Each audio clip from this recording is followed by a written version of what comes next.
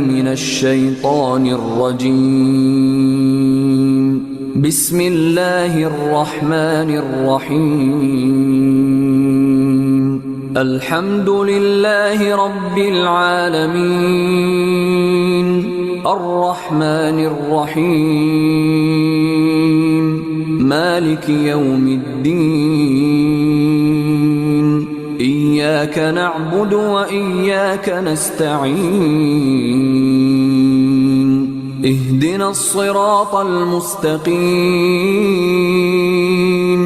صراط الذين أنعمت عليهم غير المغضوب عليهم ولا الضالين.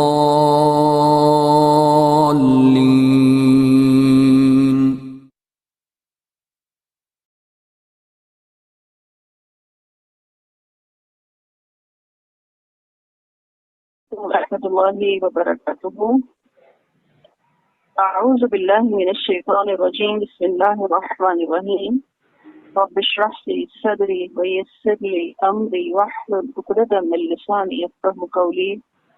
اللهم ارنا الحق حقا وارزقنا اتباعه وارنا الباطل باطلا وارزقنا اجتنابه.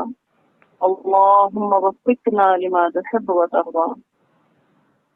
الحمدللہ اللہ سبحانہ و تعالیٰ کی توفیق سے ہم اپنا پہلا سپارہ کمپلیٹ کر چکے ہیں اور سورۃ البقرہ کا آج جو پورشن ہم پڑھیں گے قرآن مجید سے آیت نمبر 142 سے انشاءاللہ 152 تک. اور آج ہم دوسرا پارہ شروع کریں گے. سب سے پہلے لفظی ترجمہ. سیقول ان قریب کہیں گے السفہاء بیوقوف من الناس لوگوں میں سے ما ولاہم ما کس چیز نے ولاہم پھیر دیا انہیں عن سے قبلتہم ان کے قبلے سے التی وہ جس پر کانو تھے وہ علیہا اس پر. قل آپ کہہ دیجئے للہ اللہ کے لیے ہے المشرق مشرق والمغرب اور مغرب. یہدی وہ ہدایت دیتا ہے من جس کو یشاء وہ چاہتا ہے الی طرف صراط مستقیم سیدھے راستے کی طرف. وکذالک اور اسی طرح جعلناکم ہم نے تمہیں بنایا ہے امت وسطن معتدل لتکونوا تاکہ تم ہو جاؤ شہداء گواہ علی الناس لوگوں پر ویکونا اور ہو الرسول رسول علیکم تم پر شہیدن گواہ. وما جعلنا اور نہیں بنایا ہم نے اور نہیں مقرر کیا ہم نے القبلۃ قبلہ التی وہ جو کنتا تھے آپ علیہ اس پر الا مگر لنعلم تاکہ ہم معلوم کر لیں من کون یتبع پیروی کرتا ہے الرسول رسول کی ممن اس سے جو ینقلب پھر جاتا ہے علی عقبیہ اپنی ایڑیوں پر.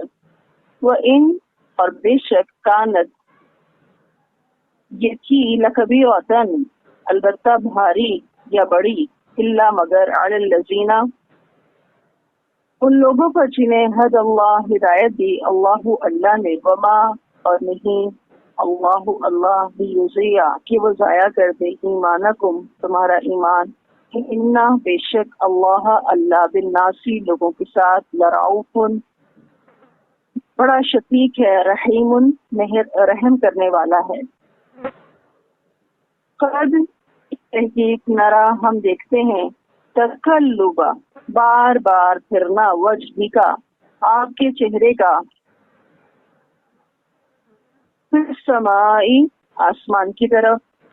فلنولینک تو البتہ ہم ضرور پھیر دیں گے آپ کو قبلۃً قبلہ ترضاھا جسے آپ پسند کرتے ہیں. فولی پس آپ پھیر لیں وجہ کا اپنا چہرہ شطر طرف المسجد الحرام مسجد حرام کی. وحیثما اور جہاں کہیں کنتم آپ ہوں فولو تو پھیر لیا کریں وجوہکم اپنے چہروں کو شطرہ اسی کی طرف. وَإِنَّا اور بے شک الذین جنہیں اوتو دی گئی تھی الکتابہ کتاب، لیعلمون البتہ وہ ضرور جانتے ہیں، انہو کہ یہ الحق حق ہے، میں ربہم ان کے رب کی طرف سے، وما اور نہیں اللہ اللہ بغافل بے خبر عما اس سے جو یعملون تو کرتے ہیں، وَلَئِن اور البتہ اگر اتیتا آپ لائیں، الذین جنہیں اوتو دی گئی تھی الکتابہ کتاب، یعنی کہ اہل کتاب مراد ہیں، بکلی تمام آیت نشانیاں، ما تبیو وہ پیروی نہ کریں گے، قبلتک اس قبلتک کا آپ کے قبلہ کی، وما اور نہیں انتا آپ بتابعین پیروی کرنے والے قبلتہم ان کے قبلے کی، وما اور نہیں بعضہم ان کے بعض میں سے کوئی بتابعین پیروی کرنے والا قبلتا قبلہ کی بعض کسی، وَلَئِن اور البتہ اگر اتبعتا آپ نے پیروی کی اہواءہم ان کی خواہشات کی، من بعدی اس کے بعد ما جاءکا کہ آپ کے پاس آ چکا، من العلم علم سے، انکا بے شک آپ اذن تب لمن الظالمین البتہ ظالموں میں سے ہوں گے، الذین اور جنہیں آتیناہم دی ہم نے انہیں الکتابہ کتاب، یعرفونہ وہ پہچانتے ہیں اسے، کما کہ جیسے یعرفونہ وہ پہچانتے ہیں ابناءہم اپنے بیٹوں کو، وَإِنَّ اور بے شک فریقاً ایک گروہ منہم ان میں سے، لیکتمون وہ چھپاتے ہیں الحق کا حق، وہم حالانکہ وہ یعلمون وہ جانتے ہیں، الحق من ربک تیرے رب کی طرف سے ہے، فلا پس نہ تکونن آپ ہو جائیں من الممترین شک کرنے والوں میں سے۔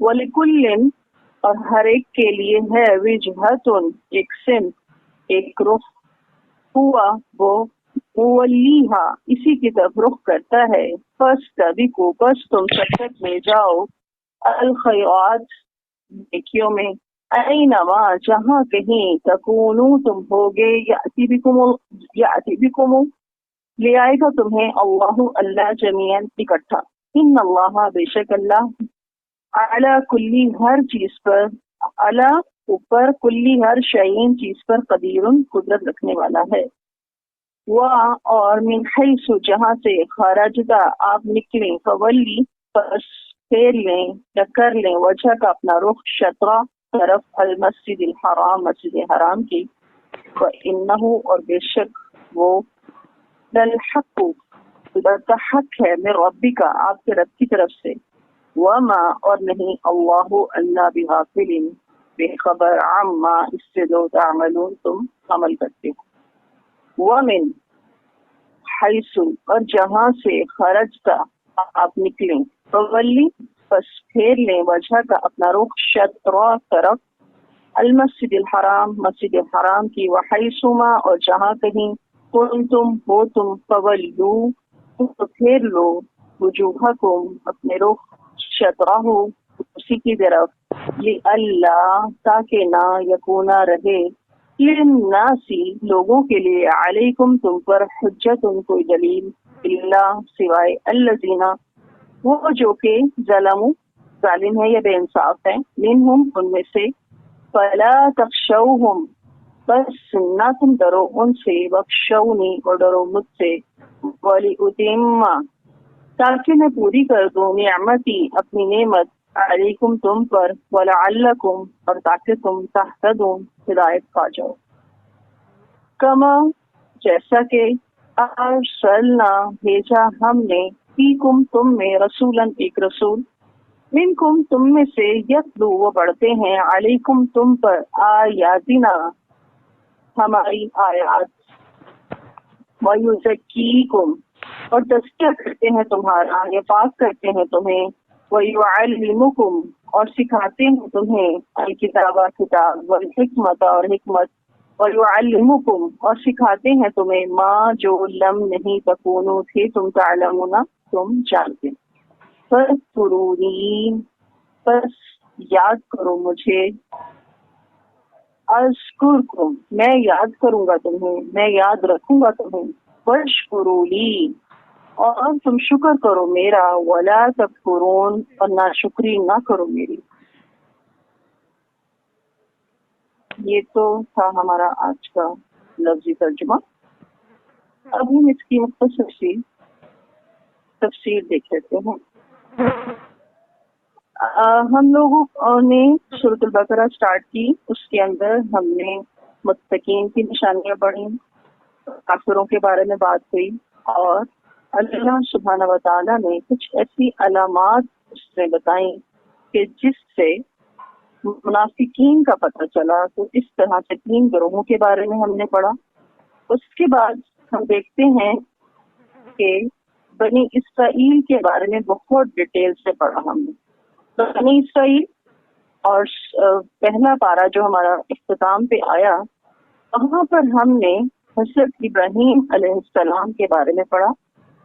حضرت ابراہیم علیہ السلام جو کہ خلیل اللہ تھے، اللہ سبحانہ و تعالیٰ کے پیارے نبی۔ اللہ سبحانہ و تعالیٰ نے ان کو 2 بیٹے عطا کیے، حضرت اسحاق اور حضرت اسماعیل علیہ السلام۔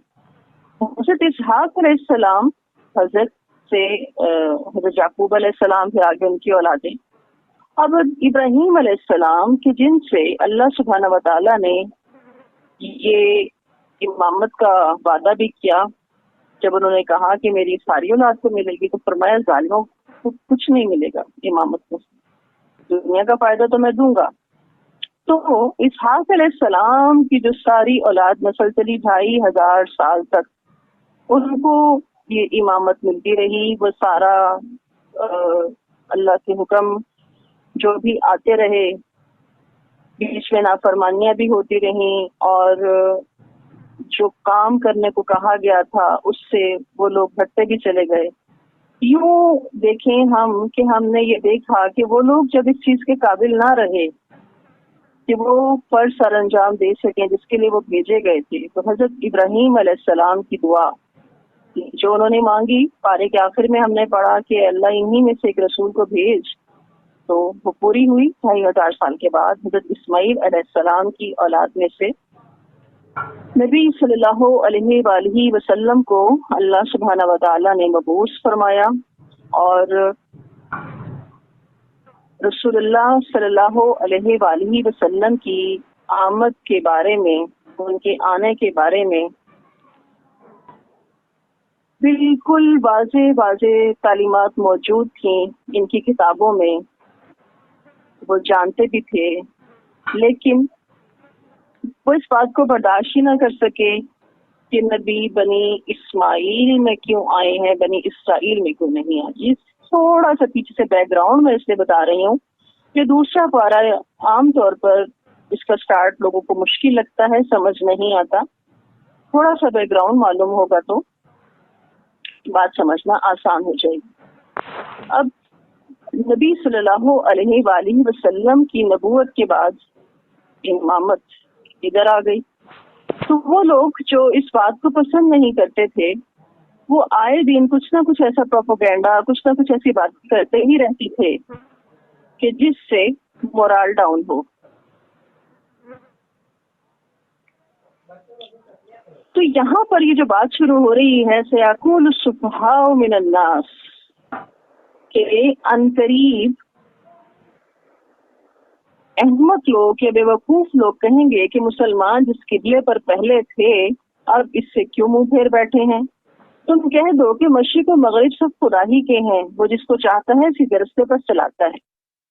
اب یہاں پر ہم یہ دیکھتے ہیں کہ رسول اللہ صلی اللہ علیہ وآلہ وسلم جب ہجرت کر کے مدینہ آئے تو تقریباً کچھ 16-17 مہینے تک بیت المقدس کی طرف ہی نماز پڑھتے رہے منہ کر کے، لیکن آپ صلی اللہ علیہ وآلہ وسلم کی اپنی خواہش تھی کہ آپ کا جو قبلہ ہے وہ بیت اللہ ہی ہو۔ رسول اللہ صلی اللہ علیہ وآلہ وسلم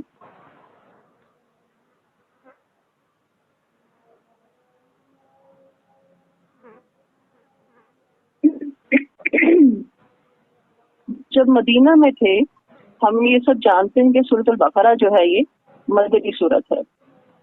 رسول اللہ صلی اللہ علیہ وسلم نے جب مکہ سے ہجرت فرمائی تو آپ وہاں سے روتے ہوئے نکلے تھے، اور آپ فرما رہے تھے کہ اے کعبہ، مجھے تجھ سے بڑی محبت ہے، لیکن تیرے یہاں کے رہنے والے مجھے یہاں رہنے نہیں دیتے۔ تو اب جب تک آپ صلی اللہ علیہ وسلم مکہ میں تھے تو آپ صلی اللہ علیہ وسلم کعبہ کی جو جنوبی دیوار کی طرف رخ کر کے کھڑے ہوتے نماز کے لیے، تو اس طرح آپ صلی اللہ علیہ وسلم کا جو رخ ہے وہ شمال کی طرف ہو جاتا، کعبہ آپ کے سامنے ہوتا، اور اس کی بالکل سیدھ میں بیت المقدس جو بھی ہے وہ بیت المقدس جو ہے وہ آ جاتا، تو اس طرح قبلہ کا اہتمام ہو جاتا۔ لیکن آپ صلی اللہ علیہ وسلم جب مدینہ آ گئے نا تو یہاں کتنا رخ بدل دیا آپ نے، اور آپ وہاں پہ چونکہ اہل کتاب بھی رہتے تھے اور وہ بیت المقدس کی طرف منہ کر کے نماز پڑھتے تھے، تو جس طرح سے آپ مکہ میں خانہ کعبہ میں جس طرح سے کھڑے ہوتے تھے اس طرح تو دونوں قبلے تقریباً سامنے آ جاتے تھے نا، لیکن یہاں ایسا ممکن نہیں تھا۔ تو یہاں ایسا اس لیے ممکن نہیں تھا کہ یروشلم جو ہے وہ مدینہ منورہ کے شمال میں ہے اور مکہ مکرمہ جنوب میں ہے۔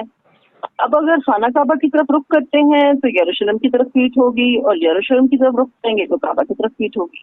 تو اب یہ اہل ایمان جو تھے ان کا امتحان ہو گیا کہ وہ نبی صلی اللہ علیہ وسلم کے حکم کی پیروی کرتے بھی ہیں یا اپنی پرانی عقیدتوں کو ہی اہمیت دیتے ہیں۔ تو جو لوگ مکہ مکرمہ سے آئے تھے ان کی تو بہت تربیت ہو چکی تھی، ان کے لیے کوئی مسئلہ نہیں تھا کہ جدھر بھی منہ کر کے نماز پڑھتے، کیونکہ ہم کہیں پہ بھی واضح طور پہ نہیں دیکھتے کہ اللہ نے نبی صلی اللہ علیہ وسلم کو بیت المقدس کی طرف رخ کر کے نماز پڑھنے کا حکم دیا ہے۔ لیکن چونکہ آپ صلی اللہ علیہ وسلم جو کر رہے تھے صحابہ کو اس کی پیروی تو لازم کرنی ہی تھی نا، تو مسلمانوں کے لیے ضروری کیا تھا؟ اتباع رسول، اور یہ ان کا ایک امتحان تھا۔ تو اس دوران جب آپ صلی اللہ علیہ وسلم مدینہ آنے کے بعد 16-17 مہینے اسی طرف منہ کر کے نماز پڑھتے رہے تو دل میں خواہش تو تھی نا کہ قبلہ جو ہے ہمارا اس طرف پلٹ جائیں۔ تو جب اللہ تعالیٰ کی طرف سے یہ حکم آ گیا تو عصر کی نماز کا ٹائم تھا، عصر کی نماز پڑھ رہے تھے، جب یہ حکم آیا تو رخ کعبۃ اللہ کی طرف کر لیا سب نے، اور یہ امتحان جو ایمان والوں کا تھا وہ اس میں کامیاب ہو گئے۔ تو جب اس طرح سے قبلہ کا رخ بدلا تو بہت سارے لوگ کہ جو نہیں پسند کرتے تھے اس بات کو کہ مسلمان اپنے عقیدے پر جمے رہیں، انہوں نے اس طرح کی باتیں شروع کر دی کہ ان کو کیا ہو گیا، کبھی ادھر منہ کر کے نماز پڑھتے ہیں، کبھی ادھر منہ کر کے نماز پڑھتے ہیں۔ اور ایک چیز یہ بھی پیدا ہوئی کہ بعض لوگوں کے دلوں میں یہ خیال بھی پیدا ہوا کہ اصل قبلہ تو بیت اللہ تھا، اور تو ہم اب تک بیت المقدس کی طرف جو رخ کر کے نماز پڑھتے رہے تو کیا وہ ٹھیک نہیں کیا ہم نے، کیا وہ نمازیں ضائع ہو گئی؟ کیونکہ نماز تو ایمان کا بھی سب سے اہم رکن ہے۔ تو ان کو بھی فکر لاحق ہو گئی، اور یہودی جو وہاں پہ رہتے تھے وہ مسلمانوں کے اس طرف منہ کر کے نماز پڑھنے کو جو سمجھ رہے تھے کہ یہ ہمارے ہی پیروکار ہیں، لیکن اب جب قبلہ بدلا تو ان کو بھی اندیشہ لاحق ہو گیا کہ یہ تو اپنے پورے طریقے پہ جمے میں ہیں، تو ان کے اندر شدید مخالفت پیدا ہو گئی۔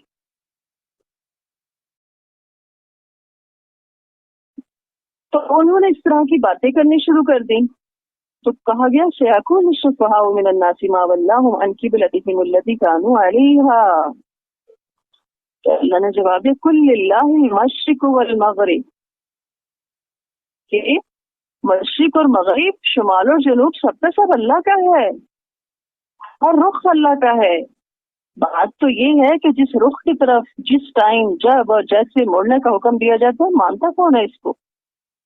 تو جس طرح سے اللہ سبحانہ و تعالیٰ نے قبلہ متعین کر دیا، فرمایا وَكَذَلِكَ جَعَلْنَاكُمْ أُمَّةً وَسَطًا لِتَكُونُوا شُهَدَاءَ عَلَى النَّاسِ وَيَكُونَ الرَّسُولُ عَلَيْكُمْ شَهِيدًا وَمَا جَعَلْنَا الْقِبْلَةَ الَّتِي كُنْتَ عَلَيْهَا إِلَّا لِنَعْلَمَ مَن يَتَّبِعُ الرَّسُولَ مِمَّن يَنقَلِبُ عَلَى عَقِبَيْهِ وَإِنْ كَانَتْ لَكَبِيرَةً إِلَّا عَلَى الَّذِينَ هَدَى اللَّهُ وَمَا كَانَ اللَّهُ لِيُضِيعَ إِيمَانَكُمْ إِنَّ اللَّهَ بِالنَّاسِ لَرَءُوفٌ رَحِيمٌ۔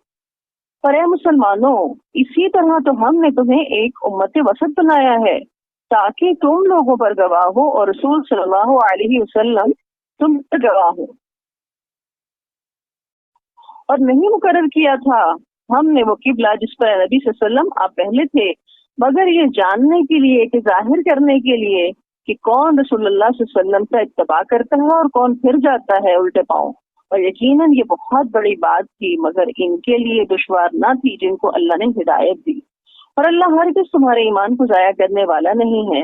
یقیناً اللہ تعالیٰ انسانوں کے حق میں بہت ہی شفیق اور بہت ہی رحیم ہے۔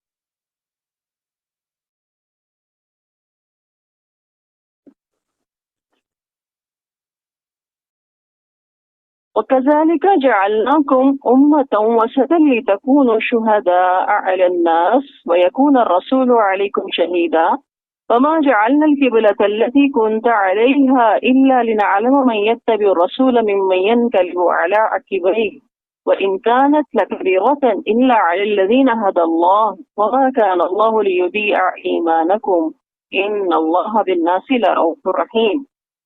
اور اے مسلمانوں، اسی طرح تو ہم نے تمہیں ایک امت وسط بنایا ہے تاکہ تم لوگوں پر گواہ ہو اور رسول صلی اللہ علیہ وآلہ وسلم تم پر گواہ ہو۔ اور نہیں مقرر کیا تھا ہم نے وہ قبلہ جس پر اے نبی آپ پہلے تھے، مگر یہ جاننے کے لیے کہ یہ ظاہر کرنے کے لیے کہ کون رسول صلی اللہ علیہ وآلہ وسلم کا اتباع کرتا ہے اور کون پھر جاتا ہے الٹے پاؤں۔ اور یقیناً یہ بہت بڑی بات تھی، مگر ان کے لیے دشوار نہ تھی جن کو اللہ نے ہدایت دی۔ اور اللہ ہرگز تمہارے ایمان کو ضائع کرنے والا نہیں۔ یقیناً اللہ تعالیٰ لوگوں کے حق میں بہت ہی شفیق اور بہت رحیم ہے۔ اب یہاں پر مسلمانوں کی بات سمجھائی جا رہی ہے کہ مسلمانوں تم اس تحویل قبلہ کو معمولی بات نہ سمجھو، یہ تو اس بات کی علامت ہے کہ تمہیں ایک بڑی حیثیت ملی ہے۔ کیا حیثیت؟ لِتَكُونُوا شُهَدَاءَ عَلَى النَّاسِ وَيَكُونَ الرَّسُولُ عَلَيْكُمْ شَهِيدًا، یعنی کہ اب تمہارا تو یہ فرض ہے کہ جس دین کو لے کر آئے نبی صلی اللہ علیہ وآلہ وسلم اور رسول اللہ صلی اللہ علیہ وآلہ وسلم نے جس دین کی گواہی تم پر اپنے قول سے دی ہے، اپنے عمل سے دی ہے، اسی دین کی گواہی اب تمہیں اپنے قول اور عمل سے پوری انسانیت کو دینی ہے۔ اب تم محمد رسول اللہ صلی اللہ علیہ وسلم اور نوح انسانی کے درمیان ایک لنک بن گئے ہو۔ نبوت کا سلسلہ تو تب تک جاری تھا جب تک نبی صلی اللہ علیہ وسلم تھے، آپ صلی اللہ علیہ وسلم کے بعد نبوت کا سلسلہ ختم۔ آدم علیہ السلام کے بعد سے ایک نبی آتے، دوسرے آتے، تیسرے آتے، یہ سلسلہ چلتا رہا، پر ہر دور میں چلتا رہا۔ لیکن رسول اللہ صلی اللہ علیہ وسلم پر نبوت ختم ہو گئی، لیکن ان نسل انسانی تو قیامت تک چلے گی۔ اب آگے لوگوں تک کی بات پہنچانا، اس دین کو پہنچانا، اللہ کے پیغام کو پہنچانا، ان پر یہ حجت قائم کرنا، گواہی دین کے حوالے سے دینا لوگوں کو، یہ فریضہ تو کس نے انجام دینا ہے؟ کسی امت نے دینا نا۔ اب تو یہ ہماری ذمہ داری ہے۔ پہلے تو اللہ کی طرف سے جبریل علیہ السلام وحی لاتے نبی کے پاس، اور نبی لوگوں کو سکھا دیا کرتے۔ یہ معاملہ ہے کہ رسول اللہ صلی اللہ علیہ وسلم ہمیں سکھا گئے، اب یہ ذمہ داری ہمیں پوری کرنی ہے۔ اور یہ جو کہا گیا کہ وہ کذالک، کہ اس سے مراد کیا ہے؟ کہ تحویل کعبہ، تحویل کعبہ جو ہوا ہے یہ بھی اس بات کی ہی ایک نشانی ہے۔ اب تو اپنی ذمہ داری کا اندازہ تو کرو، صرف اس بات پہ خوش نہ رہو کہ ہم امت محمد میں سے ہیں صلی اللہ علیہ وسلم، صرف اس بات پہ خوش نہ ہوتے رہو کہ نجات ہمارے لیے ہے۔ اس ذمہ داری کو سمجھو، یہ جو ذمہ داری کا بوجھ ہے اس کو ادا کیسے کرنا ہے، یہ طریقے سیکھو، فلم کو سیکھو، دین کے کام کو سیکھو، اس پر ٹائم لگاؤ، اس کو اپنا دل و دماغ دو، سمجھو تو صحیح مقام کیا ہے تمہارا۔ کیونکہ جب یہ ذمہ داری پیارے رسول صلی اللہ علیہ وآلہ وسلم کو ملی تھی، ان کا کیا حال ہوا تھا؟ ان کو کیا کہا تھا اللہ نے؟ ان کو تو اللہ صلی اللہ علیہ وسلم فرمایا تھا اِنَّا سَنُلْقِي عَلَيْكَ قَوْلًا ثَقِيلًا، ہم آپ پر ایک بڑی بھاری بوجھ ڈالنے والے ہیں۔ اب یہ ذمہ داری ہم پر ہے اس لیے تو بولا وما جعلنا القبلۃ التي كنت عليها الا لنعلم من يتبع الرسول ممن ينقلب على عقبيه. یہاں اللہ تعالیٰ نے بیت المقدس کو قبلہ مقرر کرنے کی نسبت بھی اپنی طرف کی ہے، اور یہ بھی ہو سکتا ہے کہ اللہ تعالیٰ نے ہجرت کے بعد وہی خفی کے ذریعے نبی صلی اللہ علیہ وسلم کو بیت المقدس کی طرف نماز پڑھنے کو حکم دیا ہو. لیکن بات کیا ہے کہ وہ قبلہ بھی اللہ کا ہی، یہ قبلہ بھی اللہ کا. بات کیا ہے کہ اس چینج کو قبول کرنا، وہ کس میں ہمت ہے؟ کیونکہ انسان کی فطرت ہے، وہ چینج جلدی قبول نہیں کرتا. تبدیلی کا نعرہ تو بہت لگتا ہے، لیکن تبدیلی کسی کو پسند نہیں آتی. اور چینج قبول کرنا کوئی آسان بات نہیں ہے، یہ بڑا ہی نازک معاملہ ہوتا ہے. اس لیے تو کہا گیا کہ نہیں ہے یہ بھاری، مگر ان لوگوں کے لیے بات کا احساس رکھتے ہیں. اور یہاں پر نمازوں کا جو ذکر آیا ہے، ایمان سے مراد لیودی ایمانکم، ایمان سے مراد یہاں پر نماز ہے. اور نماز کیا ہے؟ دین کا ستون. اب جن لوگوں کو اپنی نماز کی فکر ہوتی ہے وہ تو دھیان کرتے ہیں نا. اب یہاں مسلمانوں کو فکر ہوئی ہماری نمازوں کو کیا ہوگا جو ہم نے 16 مہینے بیت المقدس کی طرف منہ کر کے پڑھی تھی. تو اللہ سبحانہ و تعالیٰ کیا فرما رہے ہیں، وہ کیا سکھانا چاہتے ہیں کہ اے مسلمان تم تو بس حکم کے پابند ہو. وہ جو حکم تھا وہ بھی رسول اللہ صلی اللہ علیہ وسلم کی طرف سے تھا، اس سے تم وہاں کر کے نماز ادھر منہ کر کے نماز پڑھتے. اب حکم یہ آ گیا تو اب یہ کرو. اللہ قبول کرنے والا ہے، اللہ قبول کرے گا. تو سیکھنے کی بات کیا ہے اس آیت میں کہ چینج کوئی چھوٹی بات نہیں تھی. اپنے ذہن کو، اپنے دل کو ان پرانی روایات اور عقیدوں اور سوچوں اور رسم و رواج سے آزاد کرنا طاقت میں کوئی انجام نہیں ہے جس کو اختیار کر کے ہم صرف خالی ہاتھ ہی رہ سکتے ہیں آخرت میں. آج جتنا مرضی ہاتھ بھر لیں، گھر بھر لیں، جیبیں بھر لیں، آخرت میں وہی کام آئے گا جو پیارے رسول صلی اللہ علیہ وآلہ وسلم ہمیں کرنے کو کہیں گے. قد نرى تقلب وجهك في السماء فلنولينك قبلة ترضاها ولوجهك شطر المسجد الحرام حيث ما كنتم فولوا وجوهكم شطراه وإن الذين أوتوا الكتاب لا يعلمون أنه الحق من ربهم وما الله بغافل عما يعملون. اے نبی صلی اللہ علیہ وسلم، بے شک ہم آپ کے چہرے بار بار آسمان کی طرف اٹھنا دیکھتے رہتے ہیں تو ہم پھیرے دیتے ہیں آپ کو اسی قبلے کی طرف جو آپ کو پسند ہے. تو بس اب پھیر دیجیے اپنے رخ کو مسجد حرام کی طرف. پر اے مسلمانوں، جہاں کہیں بھی تم ہو اب اپنا چہرہ نماز میں اسی کی طرف پھیرو. یہ لوگ جنہیں کتاب دی گئی کی جانتے ہیں کہ یہ تحویل قبلہ کا حکم حق ہے ان کے رب کی طرف سے، اللہ غافل نہیں ہے اس سے جو کر رہے ہیں. رات کل بچے کا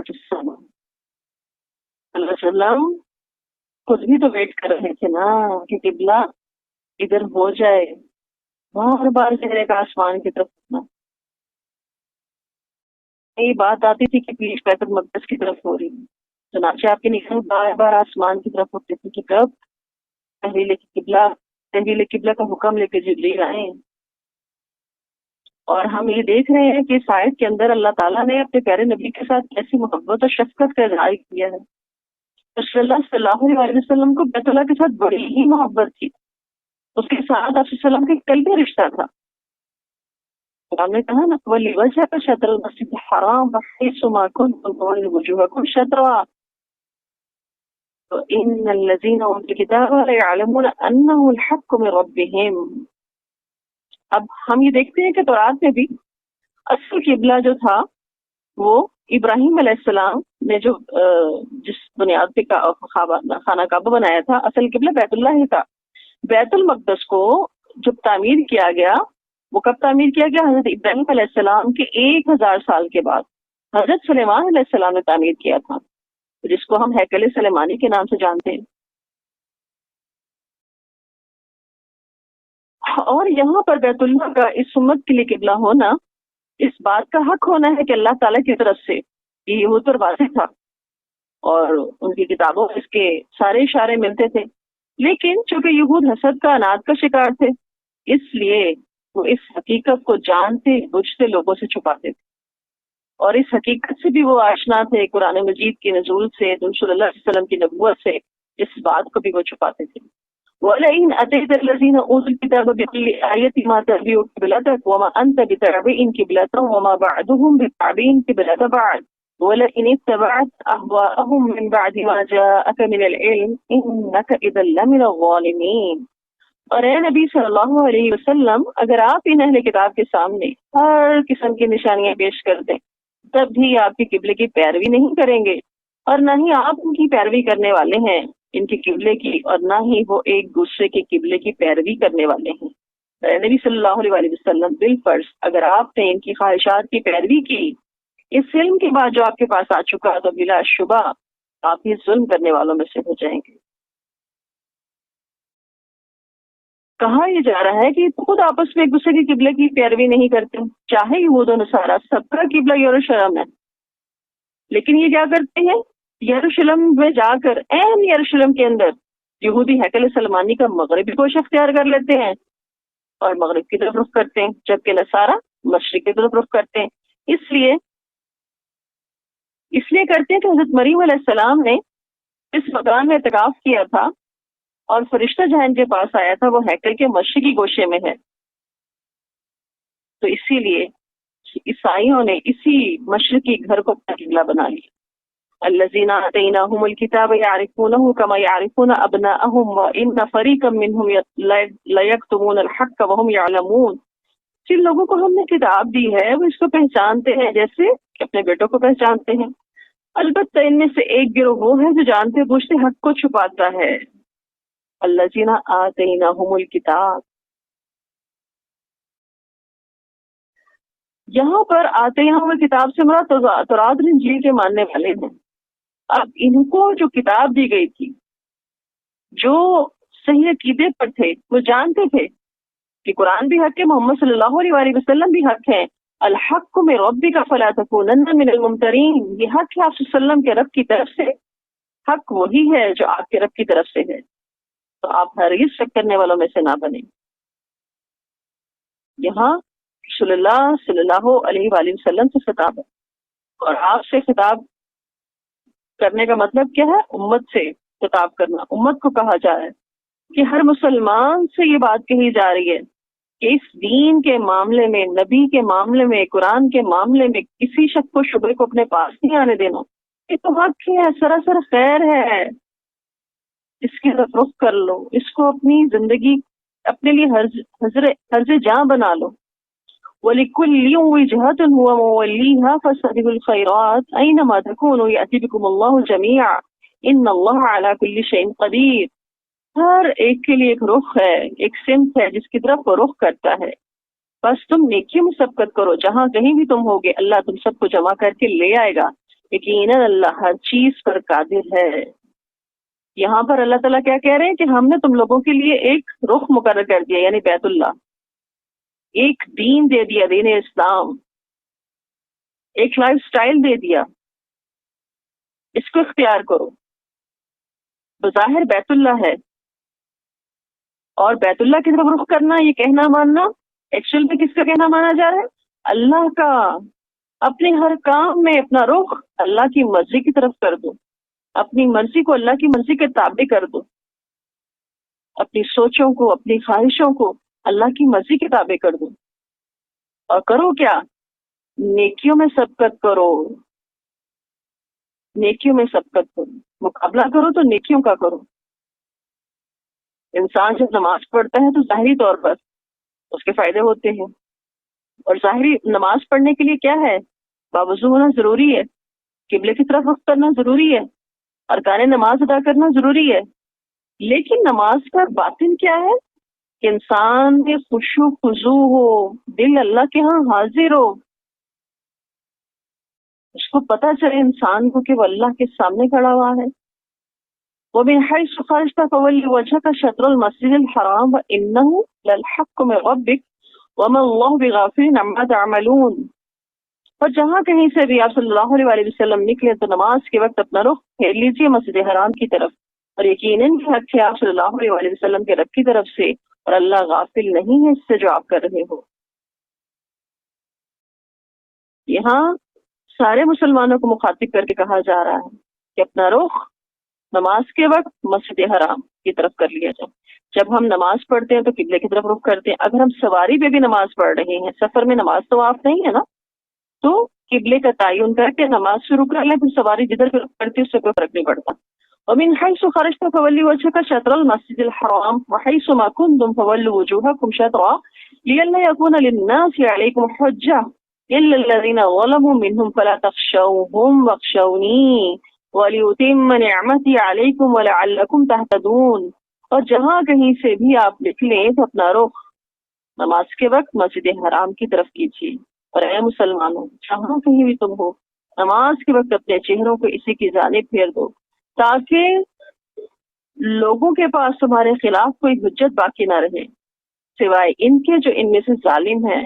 تو اے مسلمانوں، ان سے نہ ڈرو اور مجھ سے ڈرو، اور اس لیے کہ میں تم پر اپنی نعمت تمام کر دوں اور تاکہ تم ہدایت یافتہ بن جاؤ. نماز کے وقت تو قبلے کی طرف ہی ہوگا، دنیا کے جس بھی کونے میں ہوں گے.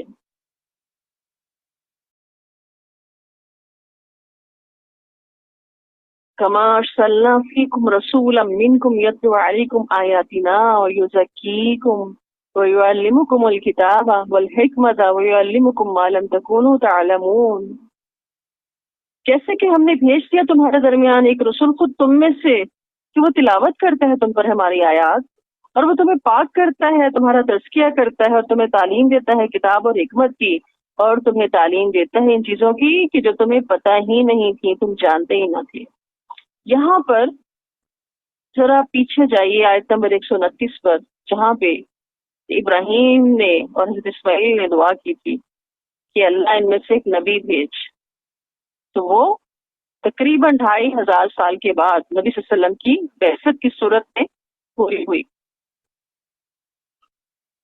اور حضرت ابراہیم اور حضرت اسماعیل علیہ السلام کی دعا میں جو ترتیب تھی، یہاں کیا کہا گیا؟ تلاوت آیات کرے، تعلیم کتاب اور حکمت، اور پھر تزکیہ.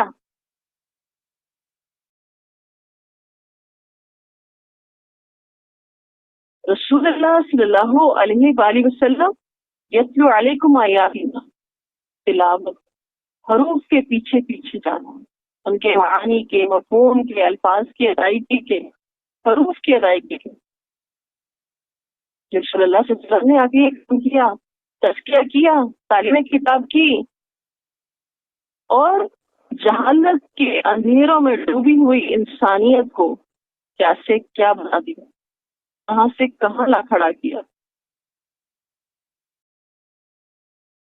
فَاذْكُرُونِي أَذْكُرْكُمْ وَاشْكُرُوا لِي وَلَا تَكْفُرُونَ. بس مجھے یاد رکھو، میں تمہیں یاد رکھوں گا، اور میرا شکر ادا کرو، میری ناشکری نہ کرنا. اللہ سبحانہ و تعالی اور بندوں کے درمیان یہ بہت ہی بڑا معاہدہ ہے، بڑا ہی وعدہ ہے. یہاں کے بعد مجھے یاد کرو گے میں تمہیں یاد رکھوں گا، اور اگر میری ناشکری کرو گے کیا ہو؟ کچھ ہے کہ اللہ تعالیٰ فرماتے ہیں کہ میرا بندہ جو مجھے یاد کرتا ہے تو میں اس کے پاس ہوتا ہوں، پھر وہ مجھے اپنے دل میں یاد کرتا ہے تو میں بھی اسے اپنے جی میں یاد کرتا ہوں. اگر وہ مجھے کسی محفل میں یاد کرتا ہے تو میں اس سے بہتر محفل میں یاد کرتا ہوں. اس کی محفل تو بہت بلند و بالا ہے. اللہ کی محفل ہماری دنیا کی محفل جیسی تھوڑی ہے. اور اللہ کی نعمتوں کا شکر کب ہوگا؟ جب اس چیز کا احساس ہوگا کہ ہاں ہم کیسی کیسی نعمتوں میں ہیں، کہ بولنا، سننا، دیکھنا، چلنا، سانس لینا. کبھی اس بات کا شعور